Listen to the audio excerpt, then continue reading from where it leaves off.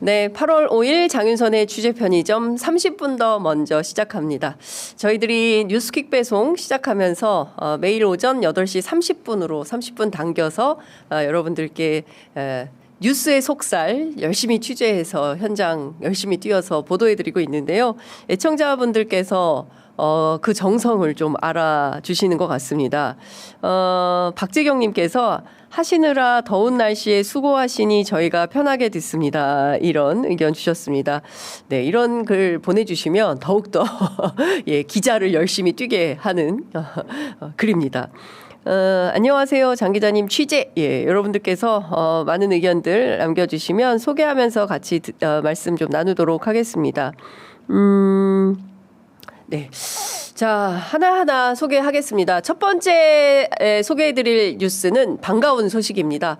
반갑다고 해야 되겠죠. 어쨌든 장윤선의 취재편의점에서 적극적으로 보도해서 결과를 따냈다. 기자들 표현으로 꼭지를 따냈다. 뭐 이런 표현을 쓰기도 하는데요. 그 관련된 내용 소개해드리도록 하겠습니다. 첫 번째 뉴스 어떤 건지 말씀드리겠습니다.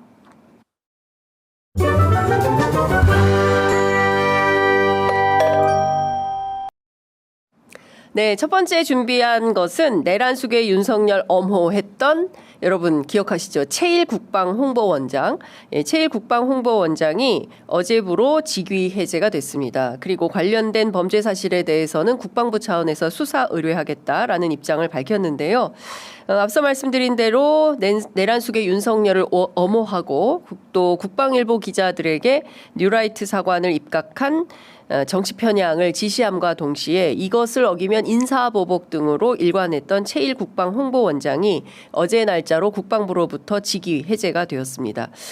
국방부는 최일 국방홍보원장의 직권남용 그리고 폭언 등에 대한 내부 공익신고에 따라서 지난 24일부터 30일까지 7일간 내부 감사를 실시했고요. 그 결과 형법상 강요죄, 명예훼손죄에 해당한다. 이렇게 볼 수 있는 여지들에 대해서는 경찰에 수사 의뢰했다라고 밝혔는데요.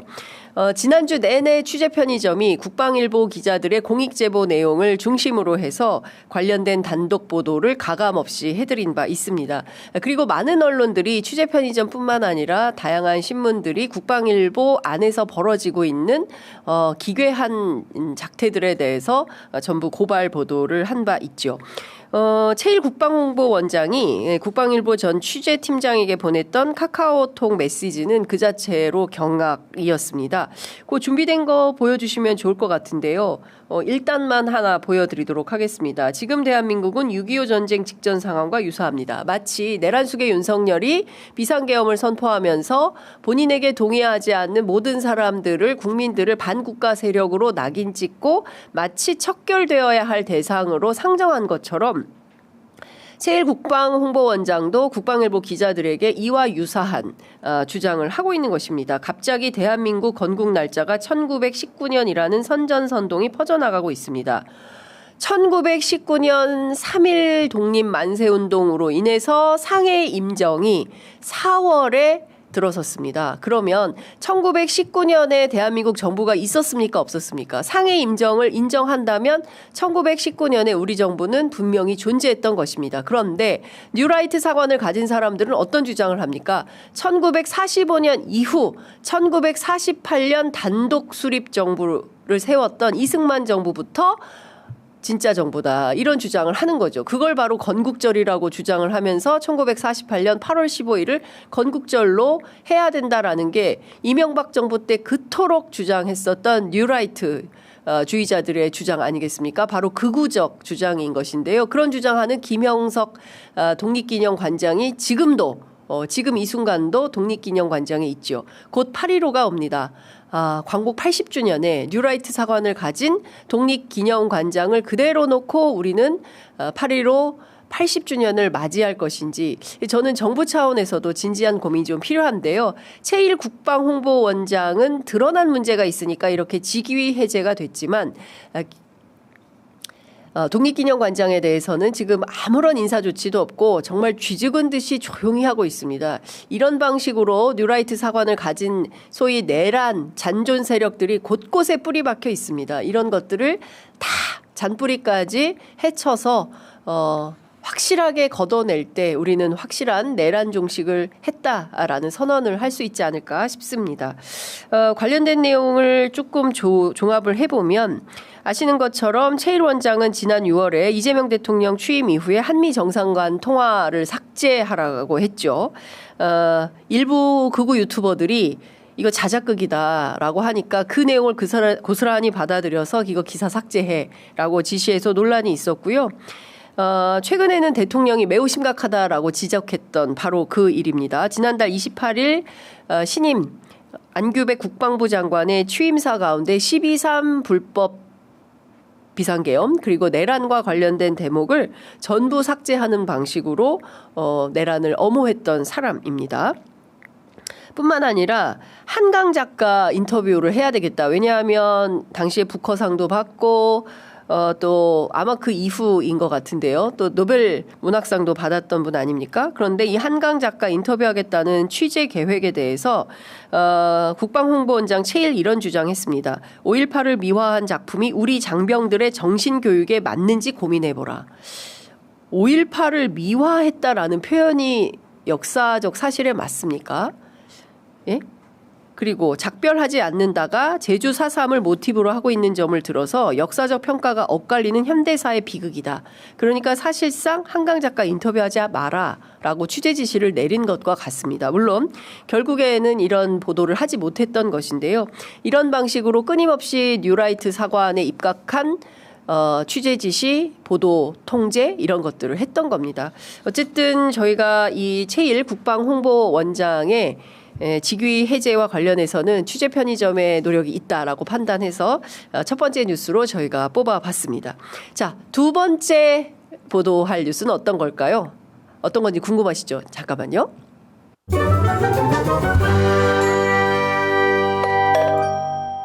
자, 두 번째 소개해드릴 뉴스는 언더웨어 윤핵에 연병한에 날린 김건희 특검입니다. 내란 속의 윤석열 체포영장 집행하려고 할 때 먼저 수위를 벗은 것인지 아니면 수위를 벗고 있다가 특검팀이 들이닥친 것인지 양측의 주장이 상당히 엇갈린 진술을 하고 있습니다. 중요한 포인트는 법무부 고위 관계자에게 취재 편의점이 직접 확인한 바에 따르면 실제로 집행을 하러 갈 때 바디캠을 달고 있었고 내란 속의 윤석열 방 안에는 CCTV가 설치되어 있다는 겁니다. 따라서 CCTV를 공개하면 당일 어떤 일이 벌어졌는지는 명명백백하게 밝혀질 수 있겠죠. 실제로 모포를 뒤집어 쓴 건지 어떤 건지.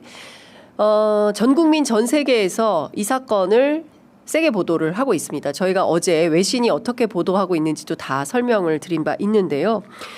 관련해서 어제 문홍주 특검보가 기자들에게 윤석열 내란 수계의 체포영장 집행 불응에 대해서 지난 2017년 최순실 씨가 6번이나 체포영장을 거부하다가 특검팀, 국정농단 특검팀에 출석할 당시 상황을 언급하면서 이런 얘기를 했습니다.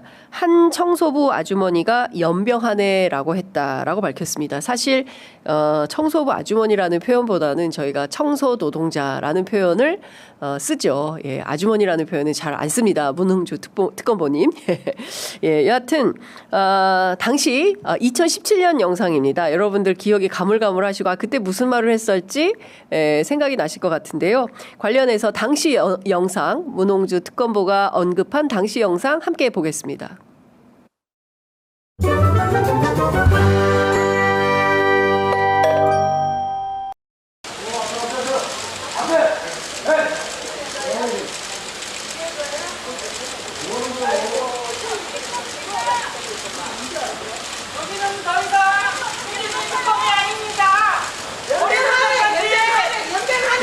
여전히 명망시키겠다 그러고 이 땅에서 죄를 지키게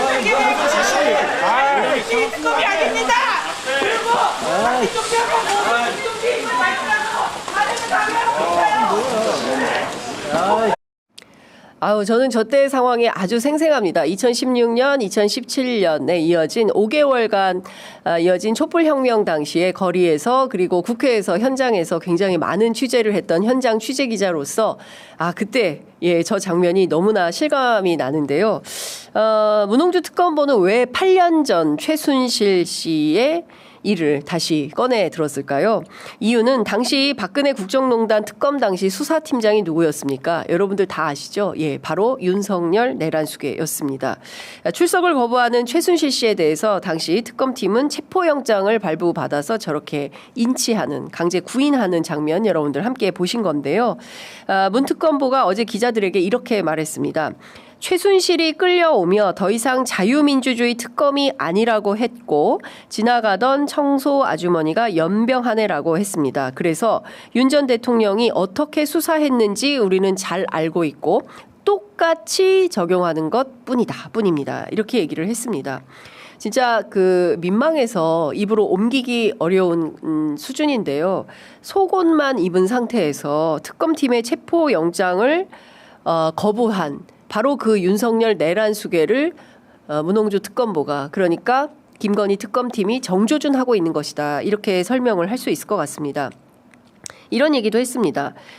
윤 측에서 더위를 식히기 위한 목적이었다라고 옷을 벗은 이유를 얘기를 하고 있는데 저희가 봤을 땐 아닙니다. 이것은 무슨 얘기냐면 특검팀이 봤을 땐 더위를 식힐 목적은 전혀 아니다. 이런 얘기를 하는 것입니다. 누운 상태에서, 그냥 완벽하게 바닥에 누운 상태에서 완강하게 저항한 것이다. 사실관계를 보다 더 명징하게 하기 위해서 어제 기자들에게 추가 설명을 한 것인데요. 윤 측에서 이런 얘기를 했었죠. 수용실 내부에 통풍이 제대로 되지 않아 체온 조절 장애가 발생할 수 있을 정도로 무더운 상태였다. 수용실은 원래 통풍이 잘 안 됩니다. 네. 감옥에 죄를 짓고 가 있는 수용자들 있는 것이에요. 그렇기 때문에 창살이 있는 아주 작은 감옥이 있고 그 작은 문틈을 통해서 햇살이 들어오고, 여러분들 신영복 선생님의 감옥으로부터의 사색 다 읽어서 아시지 않습니까? 현실이 그런 것입니다. 그런데 마치 이게 본인에게 대단히 불편한 인권 침해를 받고 있는 것처럼 주장을 하는 것이죠. 그리고 당뇨로 인한 자율신경계 손상 가능성으로 평소에도 간혹 수의를 벗고 있었고 구치소에서도 이를 양해하는 상황이었다라고 주장을 했으나 이 관련된 내용이 전혀 사실이 아닌 것임을 특검팀에서 웅변하고 있다. 이렇게 해석을 할 수도 있을 것 같습니다. 제가 어제 한겨레 신문 한겨레 TV에 가서도 이 당뇨와 자율신경계에 대해서 의사들 취재해서 쭉 설명을 좀 드렸는데요. 이 자율신경계 손상과 이상 문제와 관련해서는 지금 우리들도 다 겪고 있는 이슈예요. 왜냐하면 이 순간 우리도 자율신경계가 계속 작동을 하고 있고 윤석열의 이런 무도한 행태를 보면서 혈압도 오르고 화도 나고 심장이 벌렁벌렁 뛰기도 하고 이게 다 자율신경계 관련된 것이거든요. 본인만 이런 것처럼 주장을 하는데 의사들은 이렇게 설명합니다. 이 자체로 굉장히 나 더워 이런 설명을 하고 있는 것이고요. 더 중요한 포인트는 누군가로부터 끊임없이 코치를 받으면서 마치 의학적으로 본인에게 큰 건강상의 이상이 있음을 우회해서 웅변하고 있는데 다 따지고 보면 큰 틀에서 나 더워 이거 말고 그 이상도 이하도 아니다 이런 설명을 하고 있습니다. 자, 지금까지 속옷 시위로 특검팀의 수사를 방해했던 전직 최순실 특검팀의 수사팀장 윤석열 씨의 부끄러움을 그리고 수사에 이제는 제발 촉구하라는 그런 뜻으로 이해를 해야 되지 않을까 싶은데요. 관련해서 저희가 당시 청소노동자 선생님의 촛불 시위 자유 발언 저희가 함께 찾아봤습니다. 8년 전이지만 지금 들어도 아주 너무나 사이다 발언입니다. 여러분 함께 경청해 보시면 좋을 것 같아서 준비했습니다. 함께 보시겠습니다. 여러분, 저는요 청소하는 것이 부끄럽지가 않습니다. 더러운 걸 깨끗이 씻어주는 청소부입니다. 최순실 6번 나오라고 해도 나오지 않더니 체포영장 발부받아 나왔습니다.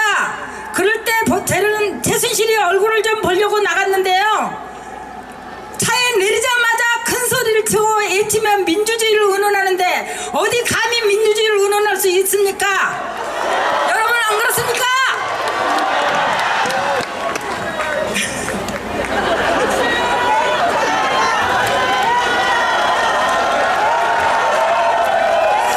여러분 처음부터 연병안에 한번 외쳐봅시다. 연병안에 전염병이다. 특검에 오르면 안 됩니다. 여러분 그렇죠? 처음 올라 또 많이 떨립니다. 한두 사람 때문에 우리가 이리 고생해야 하는 건가요? 너무 억울합니다. 정말 억울한 건 난데 우리 국민인데 민주주의를 외치며 모습을 보고 국민의 한 사람으로서 너무나 화가 났습니다. 그래서 외쳤습니다. 나도 모르게 연병안에 연병안에 연병안에. 네. 여러분들 어떻게 보셨습니까? 네. 방금 전에 정구승 변호사인 것 같은데, 맞나요? 예. 스포츠를 싸주셨어요. 항상 현장에서 진실을 취재하시는 장윤성 기자님 화이팅. 정구승 변호사 맞나요? 맞으면 맞다고 얘기해 주세요. 어떻게 들으셨습니까? 속이 다 후련하시죠? 예. 저는 문홍주 특검보가, 윤석열 내란 수계를 향해서 이 말을 하고 싶었던 것 같습니다. 연병안에 연병안에 연병안에 아닐까요? 저는 그런 것 같습니다.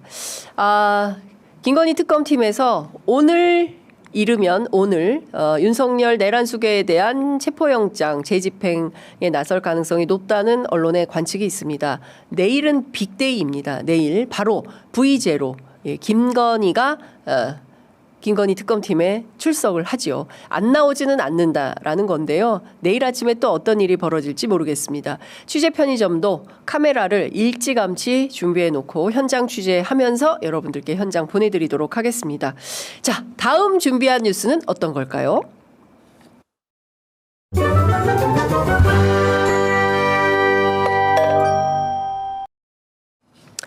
네. 사면 유감입니다. 어제 이데일리 단독으로 보도된 사진 한 컷이 있습니다. 여러분도 혹시 보셨습니까?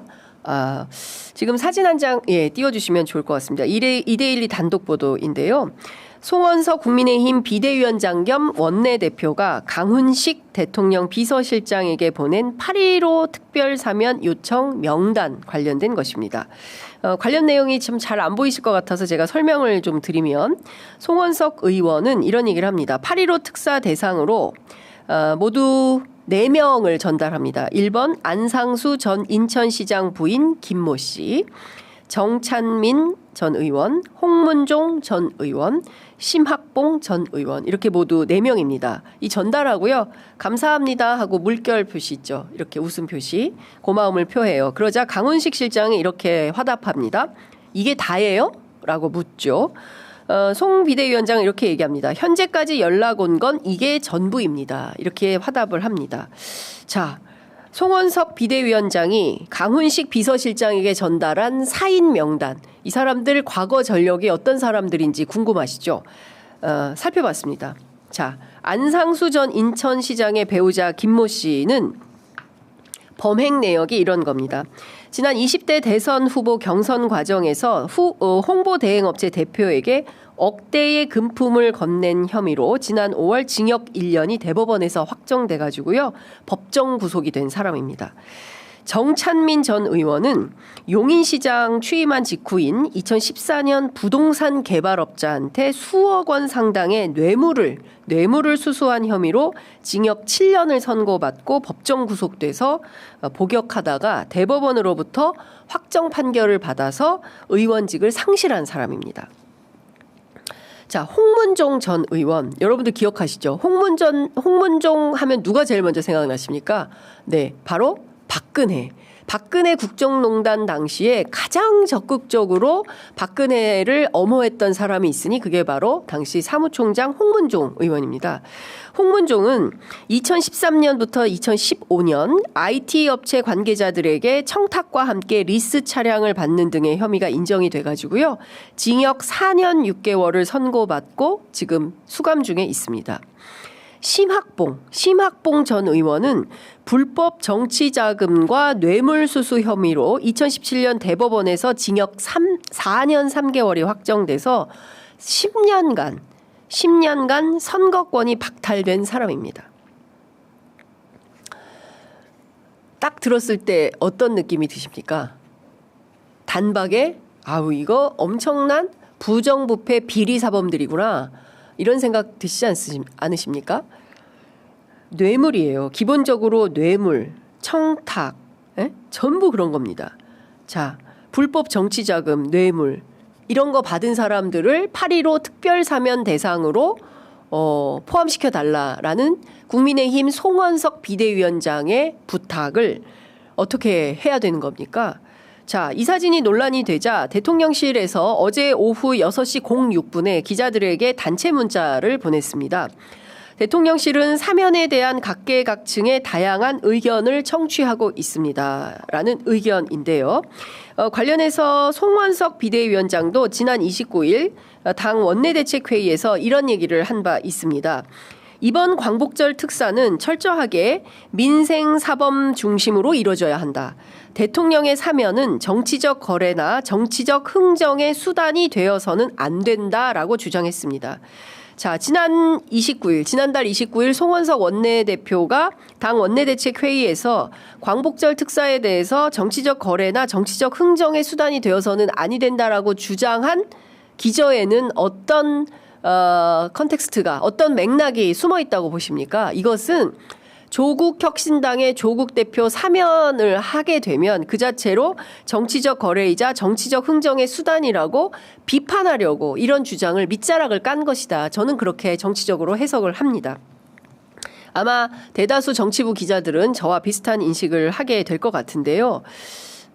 그런데 송원석 비대위원장이 어제 강훈식 대통령 비서실장한테 이런 얘기를 한 거죠.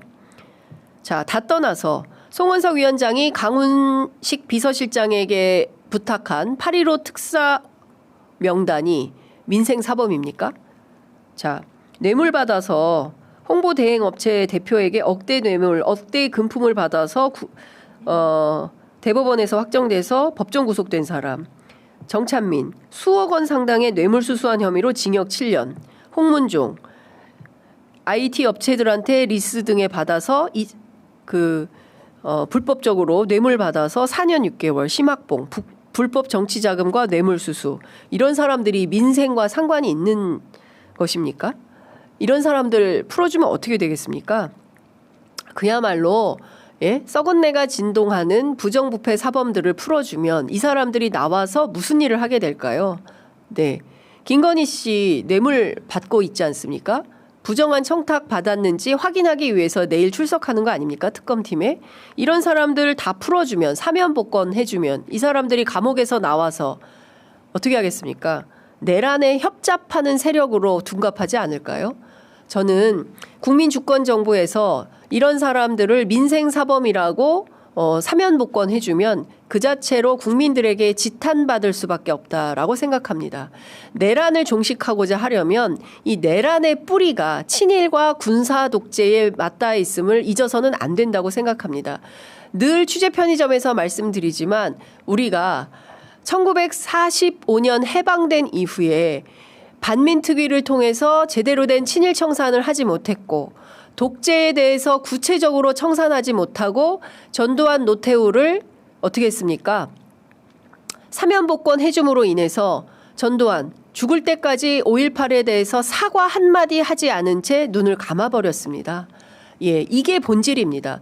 친일과 군사독재를 제대로 청산하지 못한 그 후과를 2025년, 2024년 12.3 비상계엄으로 온 국민이 치르고 있는 것입니다. 이렇게 역사가 되풀이 반복되어도 괜찮은 겁니까? 저는 이 사람들에 대한 사면 복권을 해준다면 이건 반대다라고 적극적으로 말하고 싶습니다. 강훈식 비서실장도 이 문자에 대해서는 분명하고도 구체적인 설명이 필요합니다. 이게 다예요? 라고 말한 그 속에 숨은 함의는 무엇입니까?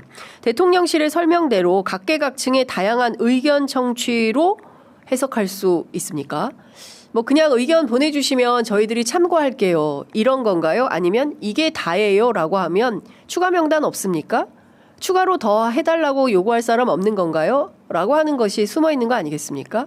관련해서 오늘 대통령실 다시 가서 강훈식 비서실장 만나면 물어보도록 하겠습니다. 어떤 내용인지 답변을 좀 들어야 될 것 같다라는 생각이 좀 들고요. 그리고 국민의힘 송원석 비대위원장에게 부패 사범들의 사면 복권 요구를 이렇게 받아서는 안 된다라는 분명한 입장 표명도 필요해 보입니다. 자, 8시 57분 지나고 있습니다. 자, 네 번째 이슈 빠르게 가보도록 하겠습니다.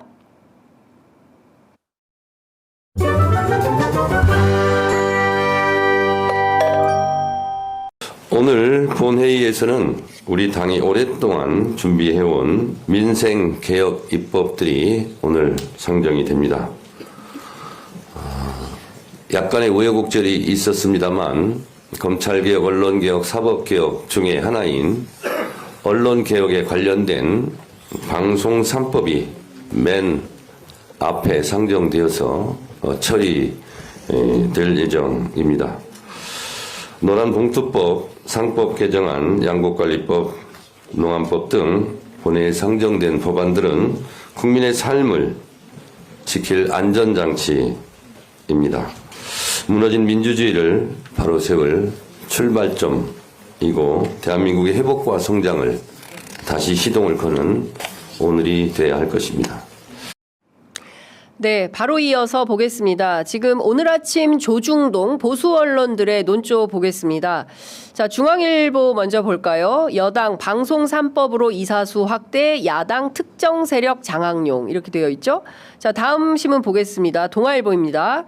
KBS 사장 국민 추천, 이사 외부 추천 확대, 민주당 방송 만들기. 자, 다음 조선일보 보겠습니다. 정청래 1호 법안 방송법 통과 밀어붙이기 이렇게 되어 있죠. 그리고 기사 5면으로 가보겠습니다. 방송 3법 반기업법 브레이크 없는 입법 독주 시작 이렇게 되어 있죠. 자, 사실 지금 가장 중요한 것은 검찰개혁, 사법개혁, 언론개혁 이 3대 개혁에 대해서는 추석되기 전에 여당인 더불어민주당에서 반드시 처리하겠다라는 강력한 입장이 있습니다. 그리고 지금 조중동이 또 왜곡된 프레임을 만들기 시작했어요. 특정 세력 장악용이다. 그리고 민주당 방송 만들기다 이런 주장을 하는데요. 이번 방송법 개정에서 가장 중요한 핵심 사안이 무엇이냐라고 묻는다면 그것은 사장추천위원회 100인입니다. 100명의 집단지성을 통해서 사장 추천을 받게 되는 거예요. 여기에는 언론단체도 포함되고 학자들도 포함되고 변호사단체도 들어가고 현업 언론인들도 포함되고 다종다기한 과거의 이사 몇 명이 사장을 결정하는 것이 아니라 국민 대다수가 100명이나 되는 국민들이 모여서 집단지성을 발휘하면 특정한 사람이 될 수 있을까요? 그거를 예정할 수 있습니까? 그런데 지금 조중동에서는 특정 세력, 마치 이것은 특정 세력 장악용이라고 하는 것은 마치 민주당 출신의 누군가를 시키려고 한다. 그러면 그냥 아무나 꽂으면 되겠죠. 그죠? 사장 임명권을 가지고 꽂으면 되겠죠. 과거에는 KBS 사장 임명권 대통령에게 있었습니다. 예. 그런데 이게 이사에게 그리고 이제는 사장 추천위원 전체 100인에게 되는 거예요. 그런데 누가 될 수 없는 그 누구도 특정한 정치 세력이 방송사, 공영방송의 사장을 장악할 수 없도록 하는 게 이번 방송법 개정의 핵심입니다. 그런데 조중동은 이렇게 프레임 왜곡을 하고 있는 것입니다. 속지 말자라는 차원에서 여러분들께 소개 말씀드렸습니다. 자, 오늘 준비한 뉴스퀵 배송 여기까지 보내드리도록 하고요. 저희가 바로 이어서 오랜만에 박지원 정치구단주 모시고 정치 현안 여쭤보도록 하겠습니다. 잠시만요.